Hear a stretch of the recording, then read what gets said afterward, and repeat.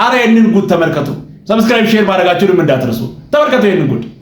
ያልባረከው የለም አንተ ለካ እንደዋዛ መቶ ስንቱ ረካ ተመስገን ለአንድ አጠግቦ ቸርነት ምሕረትህን አስቦ አቤት ጸጋ አቤት መባረክ። ይሄን መዝሙር ሀብታሙ ሽብሩ የዛሬ 15 ዓመት ነበር የዘመረው። ይሁ ጸጋው፣ ግጥሙ፣ ዜማው እንዴት ያምር እንደነበረ። አሁን ግን ጠላታችሁ ከላያችሁ ላይ ግብፍ ይበል ከጉሮሮ ላይ ድምፁ ተገፎ እርቃኑን ቀርቶን በግድ የሚዘምር ሰው ሆኗል። የሚገርመው ነገር አሁን ከፈነጠጥክ በኋላ ዛሬ 6 ወር ይመስለኛል አይነጥፍም ዜማዬ የሚል አልበም አስመርቆ ነበርና እርግጠኛ ነኝ ይሄ መዝሙር ስናገር ብዙ ጴንጤዎች እኔ ስናገር ነው የምታውቁት። ሀብታሙ ሽብሩ አልበም እንደወጣ ታውቃላችሁ። አይነጥፍም ዜማዬ ብሎ ግን ነጥፎበታል፣ ደርቆበታል። ሀብታሙ እመነኝ ማርያምን ነጥፎብሃል፣ ያልቆብሃል። ጭላጭሉ የለህም እኮ ጉሮሮ ምናምን ዜማ ጠቅላላ በጣም የመጨረሻ የወረደ ሆኗል። እዛ ቤት ሆነ ይሄ መዝሙር ናፍቆ ነው የዘመርከው። እኔ ግራ ይገባኝ አባቴ፣ እኔ ግራ ይገባኝ። ጴንጤ ቤት ውስጥ ከሄድክ በኋላ የዘመርካቸውን ዝማሬ አንድም የጴንጤ ማህበረሰብ ሲዘምሩ አይተናናቅ የለም። በቃ አንድ አዳራሽ አንተን ዝማሬ ሲዘምር አይተናናቅ። አንተ ብቻ አይደለም በነገራችን ላይ ከኢትዮጵያ ኦርቶዶክስ ተዋሕዶ ቤተክርስቲያን የወጡ የቀድሞ ዘማሪያን ጠቅላላ ከስመው ጸጋቸው ተገፈው እርቃናቸውን ቀርተው ባዶ ቀርተዋል። አንዳቸው ጠንጥጣቸዋል። ጴንጤ ቤት ገብታችሁ የዘመራችሁትን ዝማሬ ጴንጤዎች እንኳን አይዘምሩት። የጴንጤ ዘማሪያን እንኳን መድረክ ላይ አይዘምሯቸውም። እንግዲህ ወደ ተሻለ የእምነት ከፍታ ወደ ተሻለ ቅባት ገብተናል። ጌታ ኢየሱስን አግኝተነዋል። መንፈስ ቅዱስ ቀርቦናል። ጌታ ኢየሱስን ያገኛችሁበት መድረክ ላይ ግን አንሳችሁ ነው የምናያችሁ። የላችሁም፣ ዜማ የላችሁም፣ ግጥም የላችሁም፣ መዝሙራችሁ አይወደድ። እናንተን ሰገነት ላይ አናያችሁ፣ እርቃናችሁን ቀርታችኋል። አሁን አንተ ከቻልክ ሆነሽ ቆርቆሮ 4 በ4 ምታና ቸርች ገዝተ ከዛ በኋላ አስበክ ነብይ ነኝ ብለህ ግግም በል። በቃ አይቼልሃለሁ፣ ቆርጬልሃለሁ፣ ታገባለህ፣ ትሰነጠቃለህ ምናምን እያልክ በቃ ዝም ብለህ መፎጋገር ነው እንጂ ዜማ ነጥፎብሃል፣ ጉሮሮ ደርቆብሃል፣ ግጥሞች ስንኞች አልቀውብሃል።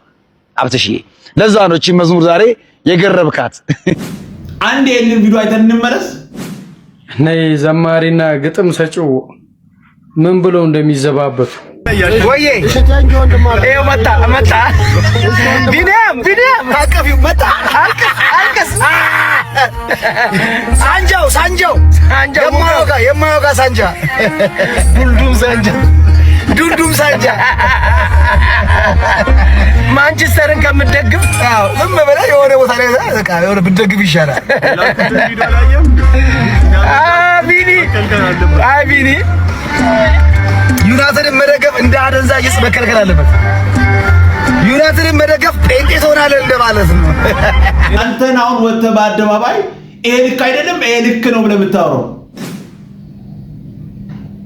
በቃ እንዲህ ነው። በቃ መጽሐፍ ቅዱስን ማታነቡ ከሆነ የሆነ ሰዎች ያወሩትን ተረት እየሰማችሁ መጣችሁ ቪዲዮ የምትሰሩ ከሆነ እንደዚህ ነው ላይፋችሁ። በቃ ህይወት እንደዚህ ነው። መጣችሁ እዚህ ብታወሩት ሌላ፣ ኑሯችሁ ሌላ። ኧረ በእግዚአብሔር ይፈር። አሁን እሱ ላይ እንዲህ የመናገር አቅምም አለ። ሁላችሁ ክርስቶስ ኢየሱስ ክርስቶስን ካላወቃችሁ ሁሉ ነገራችሁ ክፍት ነው። ለውሸት ምንም ፍርሃት የለም። የማታውቁትን ነገር ለመናገር ምንም ፍርሃት የለም። በአደባባይ በቃ ያለ ዝም ብሎ ሆ ብሎ ለመነሳት ምንም ፍርሃት የለም። የክርስቶስ መንፈስ የለማ። እናንተ በጣም ከአንተ አጠገብ ያለው ዘማሪ ነው። ጸጋና ሞገስ በጣም በዝቷል። በስመ አብ። በአደባባይ እናንተ ወንጌል አይደል እየሰበካችሁ ያላችሁ? አቤት ለንግግር ራሱ ለከት የለም እኮ ያመጣን ሁሉ እየተናገረ ሃይማኖት እንትን ነው። መጽሐፍ ቅዱስ አይነበብም፣ ክርስቶስ የለም፣ የእግዚአብሔር መንፈስ የለም። ታዲያ ሰዎች እንዴት ትክክለኛውን ንግግር ሊያወሩ ይችላል? የሱ ጸጋና ሞገስ ይሄ ነው። አሁን ያያችሁት ትክክለኛ ጸጋና እንትን ይሄ ነው። በቃ አሁን ያያችሁት ማለት ነው። በመጨረሻ የተናገረውን ሰምታችኋል። ጫት ቤትና ረቄ ቤት የለመደውን ቃል ነው የደገመው። ብዙ ስታወራ አንድ የእግዚአብሔርን ቃል ጠቅሶ ይናገራል ብዬ በጉጉት እየጠበቅኩ ነበር። ነገር ግን ምንም የለም። ዝም ብሎ ጥላቻ ማለት። አሁን እኔ እኮ ጸጋ ሞገስ አታስቀኝ። ጸጋና ሞገስ እኮ ልብስ ነው ላንተ። ነጠላ ለብሶ ምናምን መሄድ ጸጋ ነው ላንተ። ሌላ ልብስ ለብሶ ከዘመረስ ጸጋ የለም፣ ደርቋል። እኛ የምናውቀው ጸጋ ከእግዚአብሔር እንደምሰጥ ነው። አንተ የምታውቀው ልብስ እንደምሰጥ ነው። ልዩነታችን እዚህ ጋር ነው። ጴንጤዎች እኮ ያንተን መዝሙር አይሰሙ አያውቁ። እኛ ማንንም የምናውቀው በመዝሙር በስብከት ሳይሆን በክርስቶስ ነው። እሱ ወንድማችን ነው፣ ያመለጠ የዳነ ወንድማችን ነው። አይሰሙም። አንተ በምን አወቅ? እኛ እንሰማለን፣ እንባረካለን። ወይ እንዳንተ የሰማነውን ያየነውን ሁሉ ጥሩምባ ይዘን በአደባባይ ላይ መውጣት አለብን? እንሰማለን፣ እንባረካለን። በየአደባባዩ የግድ ይዘን መውጣት አለብን? አለማወቅ በአካል ሲንቀሳቀስ ማየው አንተ ውስጥ እኮ ነው። ይህን ሁሉ ህዝብ ወክላለሁ ብለህ ወጥተህ አንድ የእግዚአብሔር ቃል የሌለ ሰው እንዲህ አምቡላንስ መጨው ባዶነት ስም ብኖር እኮ በአንተ ነበር የሚሰየመው። አንተ ሰውዬ መንፈሳዊ ነገር ነው የምታወራው። አረ እግዚአብሔርን ቃል አውራ። አረ መጽሐፍ እንዲህ ይላል። 100 ቪዲዮ ስራ። እሺ በ50 መታወራ፣ በ60 መታወራ። እንዴ በ100 ውስጥ አንድ የእግዚአብሔር ቃል እንዲህ ይላል ምን ቦታ የለም?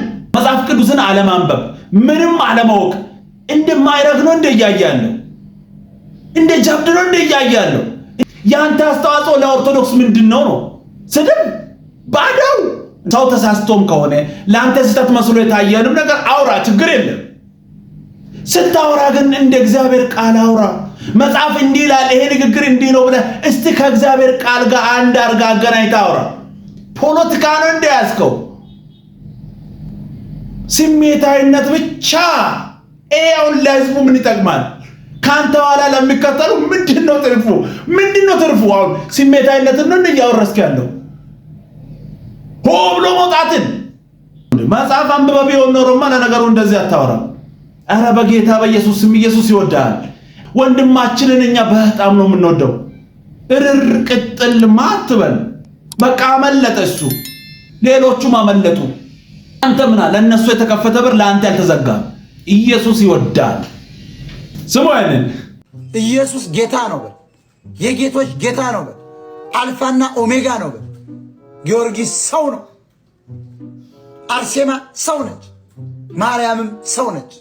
የአምልኮ ስግደት ግን ለአምላካችን ለኢየሱስ ለሥላሴ ብቻ ነው። በቃ ክብር ሁሉ ለእግዚአብሔር ነው። በጎን ለእንትናም አንልም። ክብር ሁሉ ለእግዚአብሔር። ይሄ ነው እውነታው። እየመረረም ቢሆን ዋጥ ውሰድ እንደ መድኃኒት። ሕይወት ኢየሱስ ነው። ከሱ ውጪ ሕይወት የለም። ወዳቻለሁ። ተባረኩ።